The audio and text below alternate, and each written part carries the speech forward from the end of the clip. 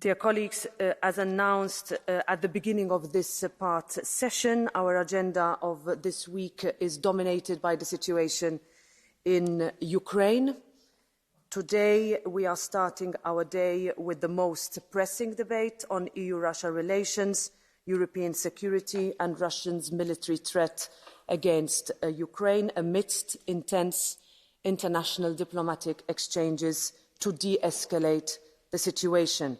I am pleased to welcome the President of the European Council, Charles Michel, the President of the European Commission, Ursula von der Leyen, and the High Representative of the Union for Foreign Affairs and Security Policy, Josep Borrell, who are with us to discuss the latest developments on the ground in the wider context of European security and EU-Russia relations. Welcome to the plenary.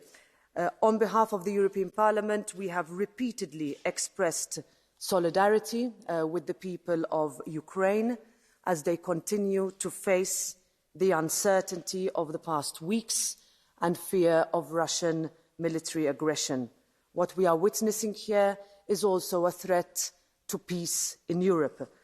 I want to recall that in September last year, the European Parliament adopted a resolution that called for containing Russia's influence in the EU and its eastern neighbourhood.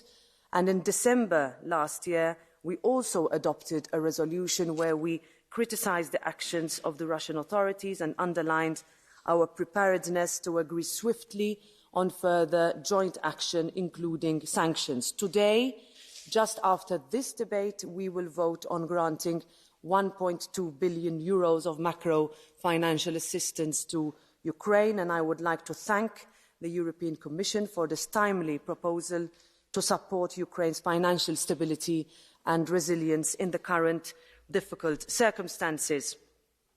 Also later today, the Conference of Presidents will discuss the declaration on the situation in Ukraine. I would like to stress that while we urge for a de-escalation of the current tension between Ukraine and Russia, this Parliament stands ready to support swift, forceful and concrete action in coordination with other European institutions. The Union's unity and close cooperation with our partners are key for the European Union to play a strong role on the international stage and to contribute to peace and security. We would be interested to know how lessons learned from the current situation will be reflected also in the works on the future strategic compass for the European Union. Finally, I would like to thank you, President Michel, President von der Leyen and High Representative Borrell for your engagement in the intense consultation on identifying ways to address the situation at the EU's eastern borders and your efforts to uphold fundamental principles of the existing European security architecture. So without further delay, I would like to give the floor to the President of the European Council, Charles Michel, for your statement.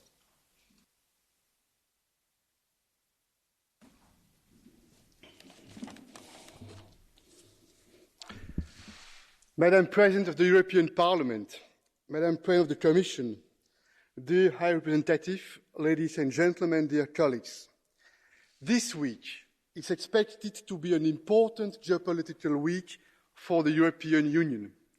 We will hold our joint summit with the African Union. Some 80 delegations of African and European leaders are arriving in Brussels to negotiate a strategic partnership between our two continents. Yet, the extremely serious situation in Eastern Europe has crept into all our agendas. And allow me to lay out the range of actions taken by the EU to deal with this crisis in very close coordination with our allies. And let me explain how the European Council will approach our future decisions, whether in the short or longer term. Ladies and gentlemen, Russia has undertaken an unprecedented military escalation against Ukraine. The Russian authorities have repeatedly said they have no aggressive intentions towards this sovereign country, and this despite already annexing part of Ukrainian territory, Crimea, in 2014, and constantly undermining Ukraine's sovereignty, especially in eastern Ukraine.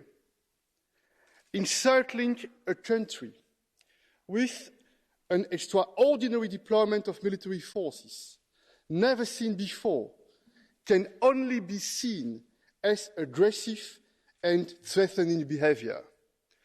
This escalation not only endangers the stability and integrity of Ukraine, it also threatens peace and security in Europe and the rules-based international system.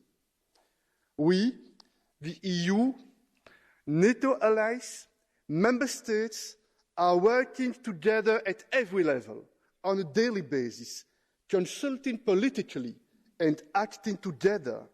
We are working at a level of intensity and quality that we have not seen for years. Our unity is stronger than ever. And we have adopted a strong and clear strategy in 3 areas. First, diplomacy. We have chosen to give every opportunity to the diplomatic routes. European and American leaders have undertaken countless diplomatic initiatives and missions. We have activated negotiating platforms for dialogue with Russia, such as NATO, the OSCE, or the Normandy format. And I would like to commend Olaf Scholz and Emmanuel Macron for their important role. We have never stopped giving priority to diplomatic channels, even when these efforts did not seem to produce immediate, tangible results.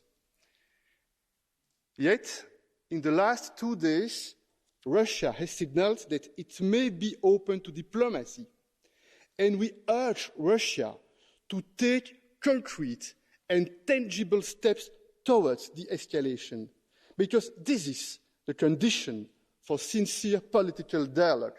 We cannot eternally attempt diplomacy on one side, while the other side is amassing troops. Mesdames et messieurs, en addition... Ladies and gentlemen, in addition to our diplomatic engagement, we are working on the second subject, and that is preparation of sanctions and restrictive... Preto, aby sme, keby to bolo potrebné. Were that to be necessary. So the Council will look at this with clarity to come up with a position of the 27 heads of state and government. If there were to be military aggression against Ukraine, the cost for Russia must be severe, the consequence must be massive, and we need to make sure that that there would be consequences for Europeans as well, and if the time were to come, we will have to assume that responsibility. And I'd like to thank everyone for the preparatory work that has been carried out by the High Representative and the Commission, the Council and the Member States. And if it were necessary, and when the time comes, the Council will make a statement and take the political decisions necessary. And we are in close contact and coordination with our partners and our allies. To conclude, ladies and gentlemen, there's a third point that I believe is essential. This point would have an impact directly on support to Ukraine and support to the Ukrainian people. Now, this support must be, as it always has been, political, to uphold the territorial integrity and sovereignty of Ukraine, and we confirm this Euro-Atlantic aspiration of Ukraine and the European aspiration of Ukraine. Now, through this financial support, we know that what is happening already is bringing about a daily significant economic impact on Ukraine, and we would like to commend the Commission's initiative to mobilize 1.2 billion in macro financial assistance. And I think we should go beyond that with what our partners. So that's why I would like to launch here initiative within close cooperation between Ukraine and the European Union, a conference of donors to be able to support a robust economic situation in Ukraine that has been threatened by this threat to the country, to make sure that we can shore up support for the Ukraine. Now, two messages I would like to address at this point. Now, the first message I would like to address to the Ukrainian people. In 2014, the free and proud Ukrainian people took to Maidan, and there were sacrifices that were made, and they made the choice for freedom, for democracy, for liberal democracy, for the rule of law. The European Union made this choice to support this free and sovereign choice of the Ukrainian people. And I would like to reiterate the fact that the European Union will not allow the Ukrainian people to be left without support. Now, I would like, with the second message, to address Russia and its leaders. The choice today is a choice between war and the tragic sacrifices that would go along with that war, or with the courage of a political engagement, the courage of a diplomatic negotiation. Very clearly, the European Union would be in favor of diplomacy and negotiation, and we will also show our stringency if another choice were to be made by Russia, and aim for a sustainable solution to uphold the mutual and reciprocal stability and security. And this is why the Russian leaders owe this to the Russian people. Now, in just a few hours' time, the 27 member states and will meet in Brussels for the African Union EU summit, and I am sure that we will be resolute in expressing our solidarity with the Ukrainian people. Thank you. Thank you very much, President Michel. I give the floor now to the President of the European Commission, Ursula von der Leyen, for her statement.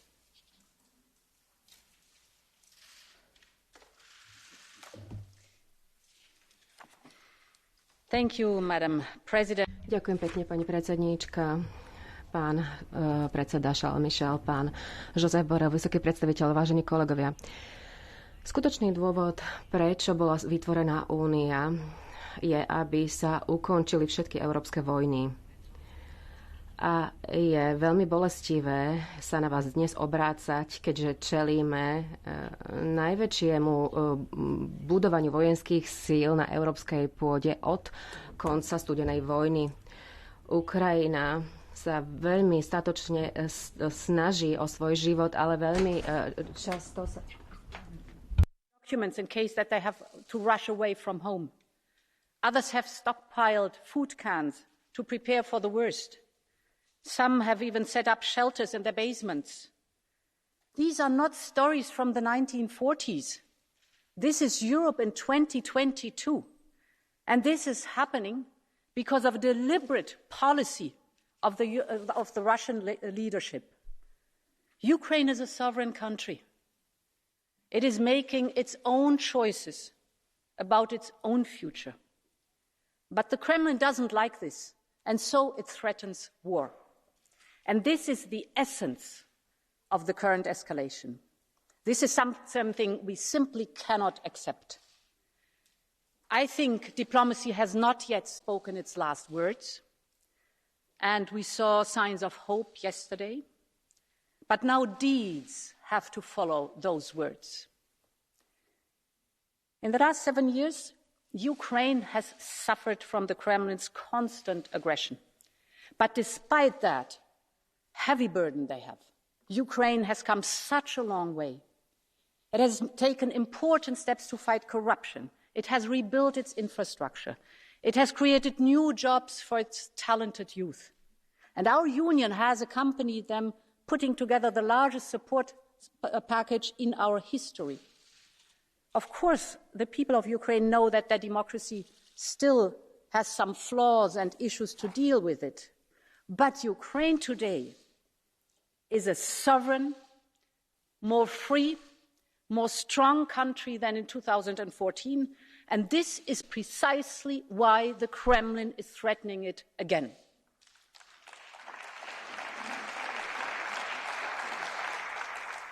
We stand firm with Ukraine. The idea that the Kremlin should decide what Ukrainians can or cannot desire, we simply cannot accept. And the idea of spheres of influence are ghosts of the last century. This crisis is about Ukraine, yes, but it is also about much, much more. It is also about what it means to be a sovereign, independent, and free country in the 21st century. It is about everyone's right to live free from fear. And it's about every country's right to determine its own future. And this is the message that our union has to send to the Kremlin.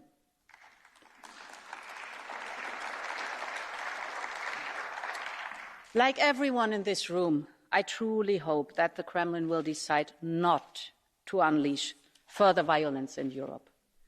Yesterday, Russia was certainly sending conflicting signals. On the one hand, authorities announced Russian troop pullbacks.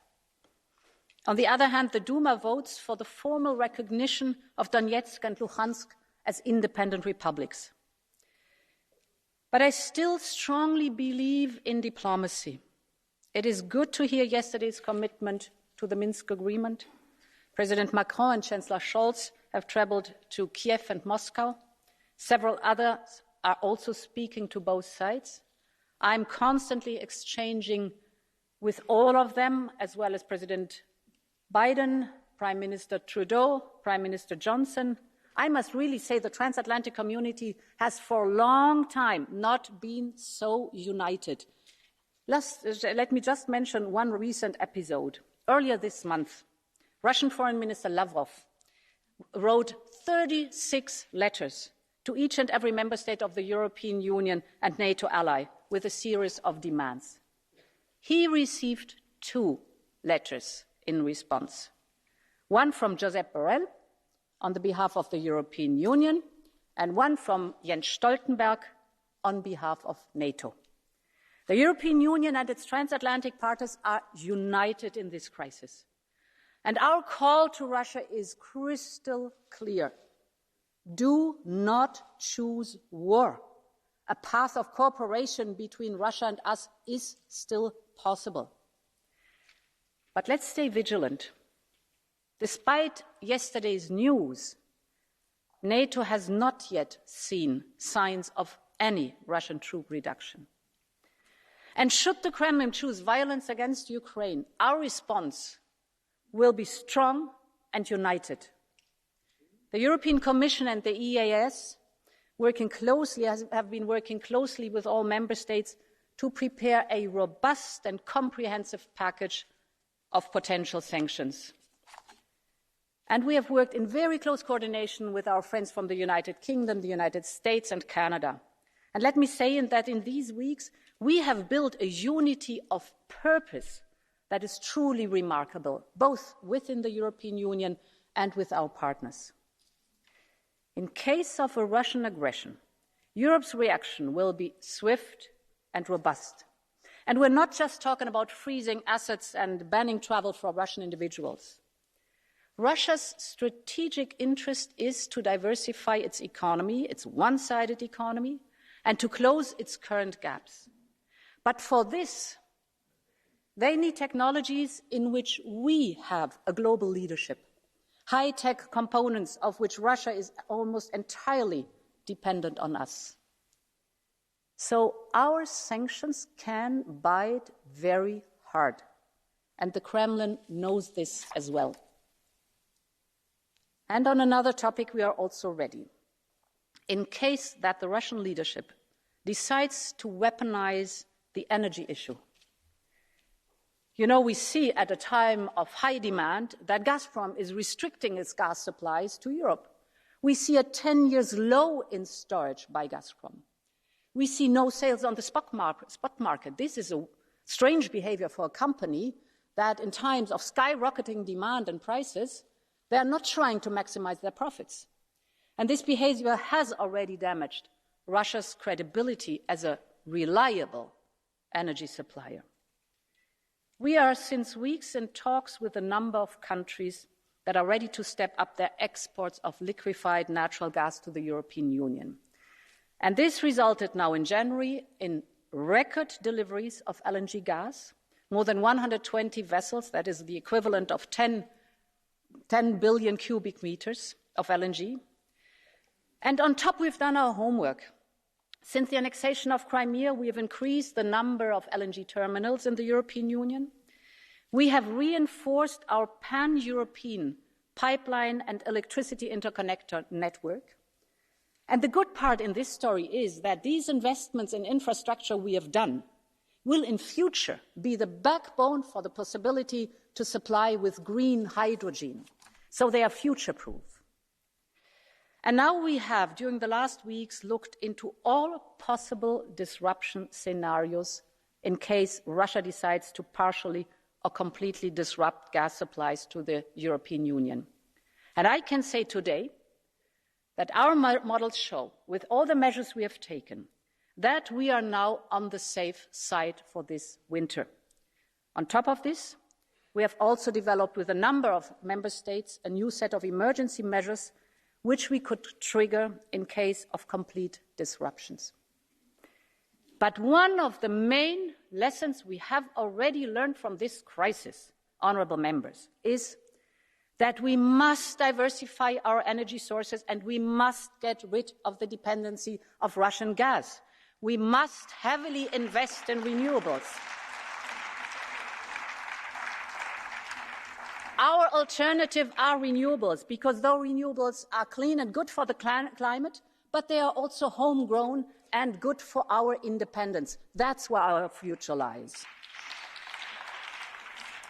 Honourable members, this is a crisis that has been created by Moscow. We have not chosen confrontation. We are hoping for the best, but we are prepared for the worst. We now have two distinct futures ahead of us. In one, the Kremlin decides to wage war against Ukraine with massive human costs, something we thought we had left behind after the tragedies of the 20th century. Moscow's relation with us would be severely damaged. Tough sanctions would kick in with dire consequences on the Russian economy and its prospect of modernization. But another future is possible. A future in which Russia and Europe cooperate on their shared interests. A future where free countries work together in peace. A future of prosperity built on the respect of the fundamental principles that are enshrined in the UN Charter and in the European security architecture since the Helsinki Final Act. This is my aspiration, and I'm sure the Russian people share this aspiration too. It's now up to the Kremlin to decide. But whatever path they decide to take, we will stand our ground. Europe will be united on the side of Ukraine, on the side of peace, and on the side of Europe's people. Long live Europe. Thank you. Thank you very much, President von der Leyen. I invite now High Representative Josep Borrell to take the floor.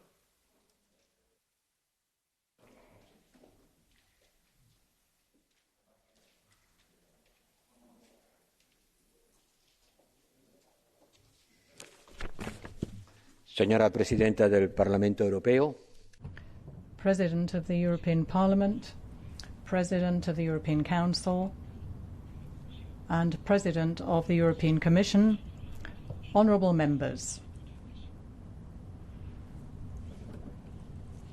If we take a look at what is happening in Ukraine, this, I think, is going to determine the future of humanity.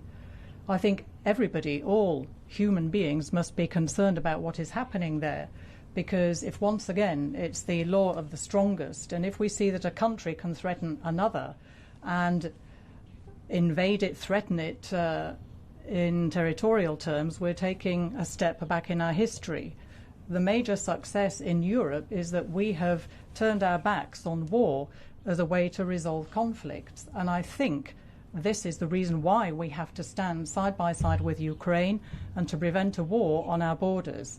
And all of this forms a fundamental part of what we call the common defence and security policy. And it is a great honour for me to try and spell this out for you today. We have the presence in the chamber today, in the hemicycle, of the leaders of all the institutions. We have the President of the European Council, and then we have the President of the European Commission, the European Parliament, and I am here on the behalf of the EAS as the leader of the actions of security and defence in the European Union. And we are here together to show our unity against the Russian threat of invasion of Ukraine. And this unity and solidarity, I think, has come to the fore over the past few days. So we have to take a look at how we can have positive consequences of this crisis. There has been a coming together, a common position of the member states, and all Europeans have responded positively to come up with a response. We call this sanctions or deterrent measures, and all of this pursuant to the treaty. We're looking at sanctions, which would have to be adopted by the Council following a proposal by the High Representative. And these are going to be drafted, of course, are being drafted together with the help and support of the European Commission in order to take a look at the costs, of what these are actually going to mean, and obviously under the European Council. And obviously these will come into play if Russia invades Ukraine. But perhaps I can insist on a fundamental aspect of our union, which I think is the most positive consequence to come out of this crisis. This is a crisis that has been based on a threat to the territorial integrity of a state. It is a crisis that has come about and affects the whole security structure in Europe. And this is something that cannot be questioned at all through threats of this kind. And it's a crisis that affects the right of every sovereign state to freely choose its own security structure and its own international relations. Into English. Which has been the role of the European diplomacy in these events? It has been said that Europe was missing in action. We have heard that the European is missing in actions and things are happening without our presence, without our participation, led by the United States, who are negotiating over our head. I think that we had to respond to this criticism, which seems at all unfounded, by several reasons. First, because the member states of the Union have consistently debating the issue of security in Europe and Ukraine, and we have achieved a remarkable unity. Because several member states, France and Germany, have taken a number of political initiatives to promote a peaceful settlement of the crisis, and these initiatives have been carried in coherence with the positions of the Union and in conditions of great transparency. And third, because Russia deliberately tried to ignore the existence of the European Union by sending letters only to the United States and NATO in December, considering that we are completely irrelevant and has nothing to say about the security issues in Europe. For Moscow, the security in Europe is being defined in Washington. Later, when they will notice that despite this dismissive attitude, nothing was going on, Minister Lavrov finally decided to send a letter to the 27 member states that he had ignored until now. Why such a U-turn on the Russian position? For two reasons. First, because they realized that the European front was not cracked and the Atlantic solidarity was very strong. So he tried a maneuver which was to send letters to the 27 member states, hoping to have 27 different answers. But in this case, Mr. Lavrov didn't succeed, because we sent him a single letter, saving him the time to read 27 letters, all of them equal. just one letter representing the position of the European Union on behalf of the 27 member states. And this is a good example of how we Europeans can work together, and together with our allies, with the US and other like-minded countries, with which we have had a continuous and very much positive coordination. So we have been present, participating on the negotiations, if we can call them negotiations, at least conversations, until now. So what we can envisage next? Well, we don't know. Nobody knows. There are encouraging signs, but also very much worrisome events, like the vote in the Duma asking Putin to recognize the independence of the two, let's say, republics in the Donbass. We don't know what Putin is going to do, but what is clear is that we have to continue offering both things at the same time. The will to negotiate, be ready to participate in talks because, yes, Russia has also security concerns that have to be taken into consideration, and on the other hand, to prepare our capacity to respond, our dissuasion tools, sanctions, as the President of the Commission and the President of the Council have been referring to. On that, we have been working, and on that, we are ready to act. But most of all, we are ready to continue negotiations, talk, in order to look for a diplomatic solution to the worst crisis that Europe is living since the end of the Cold War. And I repeat again, this crisis not only affects Ukrainians, not only the Europeans, it affects the direction of humankind. Thank you very much. Thank you very much to the High Representative.